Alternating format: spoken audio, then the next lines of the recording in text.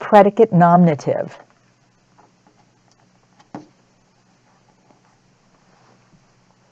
This trip to Italy is our honeymoon.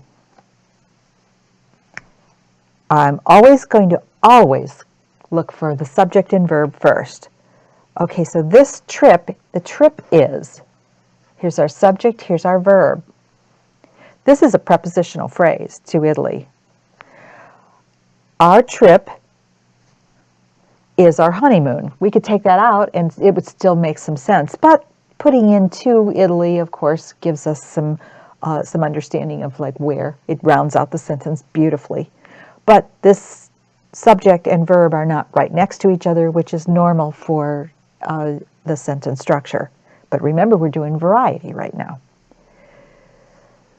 So trip is our honeymoon. Honeymoon is a thing, so it's a noun. And in this case, it is naming the trip. So we're calling it a predicate because it's after the verb, it's in the predicate part. Predicate nominative. Mrs. Black was my English teacher. Finding our subject and verb, Mrs. Black was.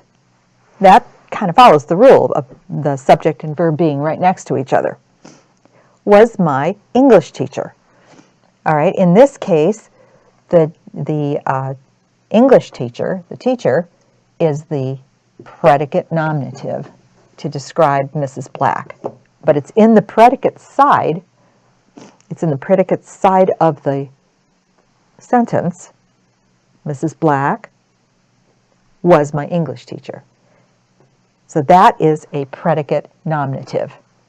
Predicate nominatives are different, slightly different, but similar to a predicate adjective, where we had, remember the one, Jane was pretty, but her smile was gorgeous. There, the gorgeous defined or modified the smile. So it was an adjective, but it was in the predicate part of the sentence. In this case, honeymoon and teacher are both nouns. So they modify, but they're expressing who Mrs. Black is or expressing what the trip is.